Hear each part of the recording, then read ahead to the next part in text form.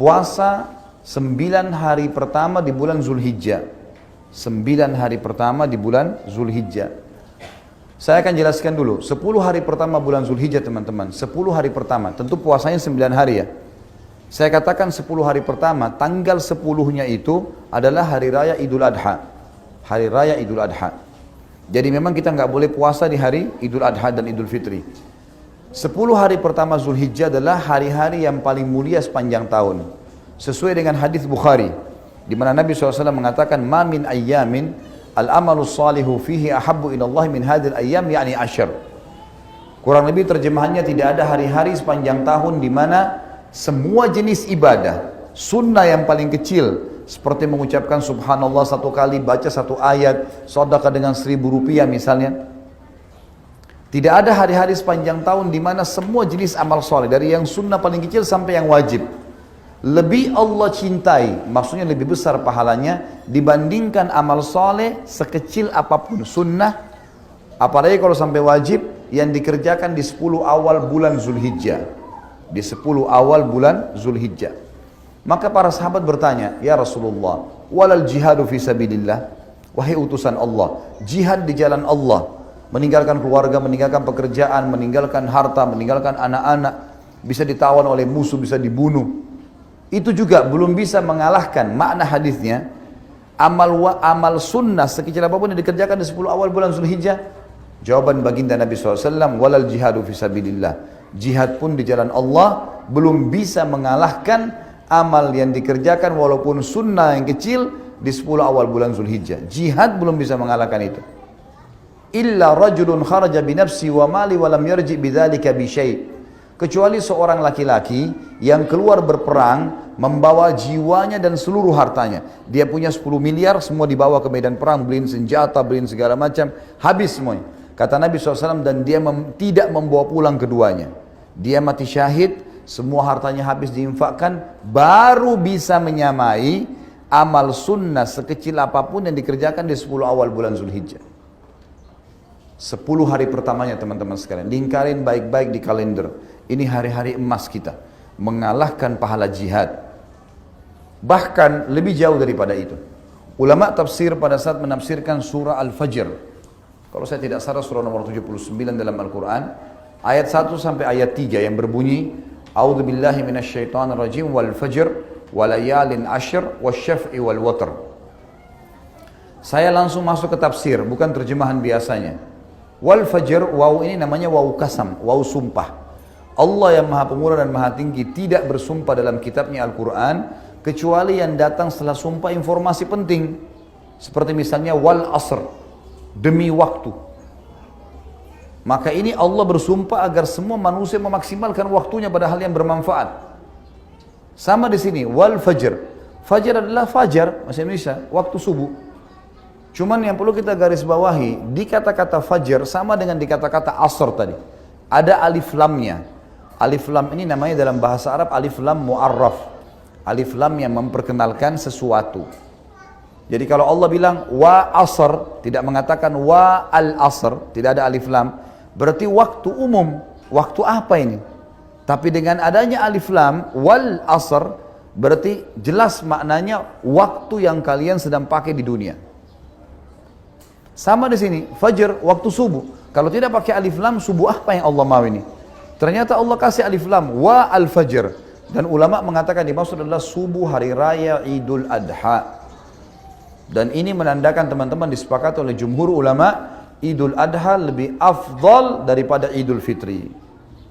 Yang ramai di Indonesia apa? Idul Fitri. Padahal sebenarnya Idul Adha lebih afdal. Kenapa? Ada alasannya. Idul Fitri, habis sholat Idul Fitri kita nggak ada ibadah khusus.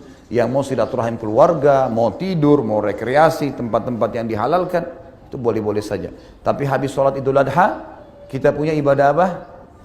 Kurban. Ibadah langsung, fasholli li rabbika wanhar. Salat kalian Idul Adha itu lalu nyembeli setelahnya langsung. Makanya ulama mengatakan dari ayat tadi yang saya baca ini, fasholli li rabbika wanhar, dikatakan paling afdal setelah Idul Adha langsung sembeli. Itu paling besar pahalanya. Walaupun kita punya kesempatan 4 hari. Hari Idul Adha dan hari Tasyrik. 11, 12, 13 dari bulan-bulan Hijriyah, dari bulan Zulhijjah itu. Baik teman-teman sekalian, Allah mengatakan setelahnya, walayalin ashr. Waw ini dalam bahasa Arab namanya waw ataf.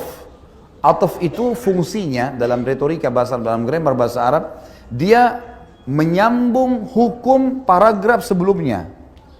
Jadi sumpah Allah di ayat pertama tadi, demi waktu subuh Idul Adha, kejar jangan sampai ketinggalan sholatnya dan kurbannya ya, gitu loh.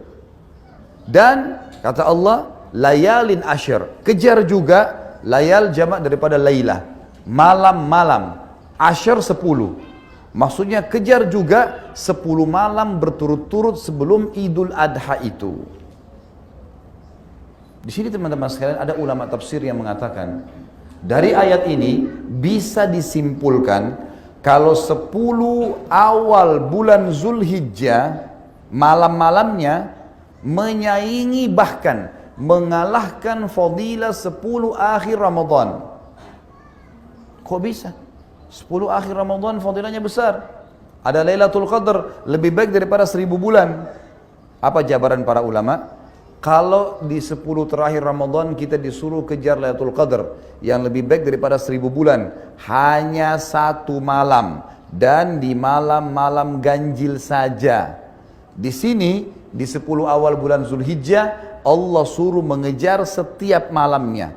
Walayalin ashr, kejar setiap malamnya itu sebelum subuh itu ada dengan sholat malam. Dan di sana lebih baik daripada 1000 bulan, di sini lebih baik daripada jihad.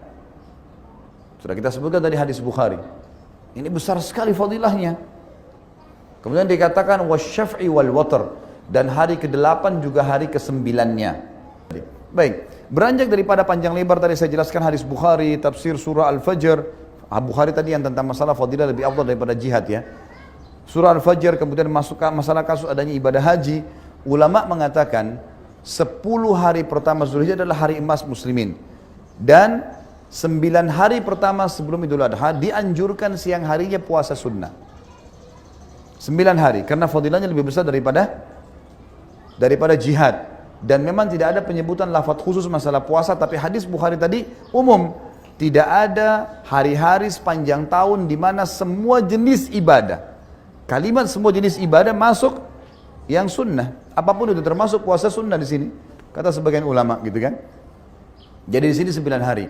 Kalau teman-teman nggak bisa puasa 9 hari, misal ada udzur dan seterusnya, maka minimal jangan kehilangan tanggal 9 yang dikenal dengan hari Arafah. 1 hari sebelum Idul Adha. Ini kata Nabi SAW dalam hadis Bukhari Muslim waktu ditanya tentang fadilah puasa Arafah, beliau mengatakan bisa mengampuni dosa-dosa setahun yang lalu dan setahun yang akan datang. Bonus. Dari kita diampuni dosa kita teman-teman 700 ya, sekian hari. Sekitar 720 atau 30 hari. Kalau kita gabung 365 hari kali 2. Ya kan? 720 atau 30 hari. Kita diampuni dosanya setahun yang lalu dan setahun yang akan datang. Ini bukan hal yang ringan ya. Hanya dengan